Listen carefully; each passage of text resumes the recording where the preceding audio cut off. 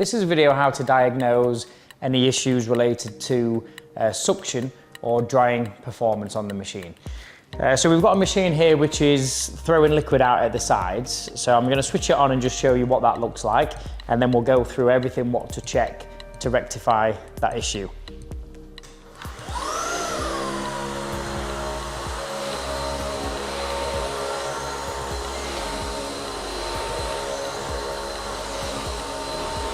So we can see here, as we were turning the machine, it's thrown some liquid out at the side. We're going to have a look into what could have caused that problem, and also everything else to check related to suction.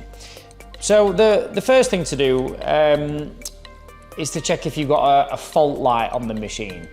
Now, that wouldn't actually cause the issue of it throwing liquid out, but if there was a problem with the suction motor, the service indication would identify that. So you would have the service indicator on and the suction light would be flashing. That would indicate there's a problem with the suction motor. You can very easily change the suction motor. There's a separate video on how to do that, which will include a link in this video. The next thing to check is inside the recovery tank. So things to check for on the tank is, firstly, check that the filter is clean and in place. Sometimes somebody may misplace this and then use the machine without the filter, but very important this is clean and in place. And then underneath you can check the lid is clean here, also down the tube check that's clean and clear. And then when this lid goes back on, it says push on here, so this should be pushed down to make sure that the seal can seal properly on there. That's everything to check for on the recovery tank.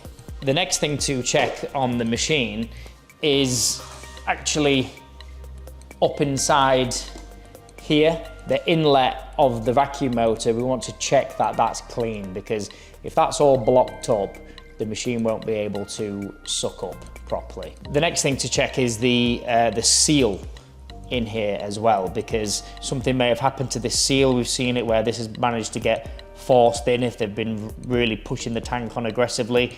So check this seal is not like folded in, check it's not like got pushed into the corners there. It should look like this, so it's nice and loose and clean all the way around. To check the machine is sealing properly, you can actually squeeze the suction hose. So if we put the tank on, turn the suction on, if we squeeze the hose, you can tell there's a suction problem, because the noise of the motor is not really changing as it should. If I pull that tank down, so there's a gap here, the noise is not changing. I'm going to turn off the brush. So I'm squeezing the hose and there's no change in the noise. Now, if it was sealing properly, you would hear that difference. Okay, so if it's not making that noise, you know there's a problem with the seal. Now, on this particular machine, if we look at it from the side, you actually have, I'm just going to pull the tank down, but you've got quite a big gap on the front here.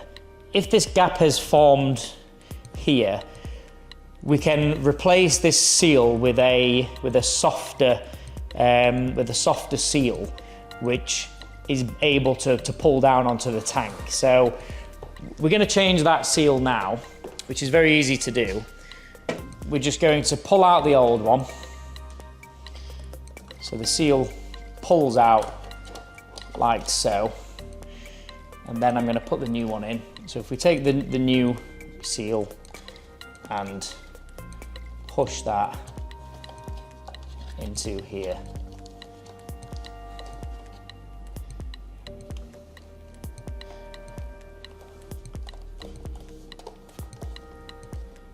push, yeah.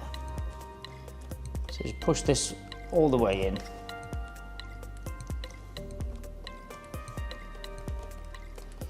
nice and evenly all the way along. It should look like this. Now, if we put the tank on and turn the suction on, you can hear the change in the motor, and it's sealing properly there.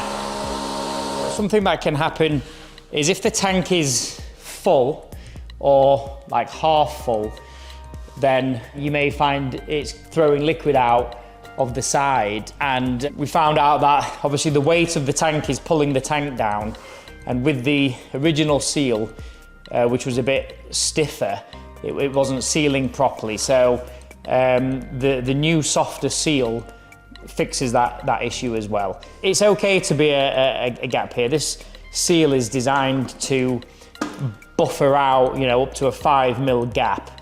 That's why it's very flexible like this.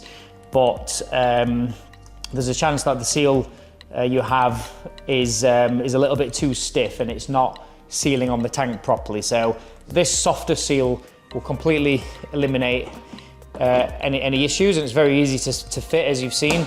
When we turn on the suction, you'll see that the seal pulls down, and then we'll give it a go and you'll see it's fixed the drying problem.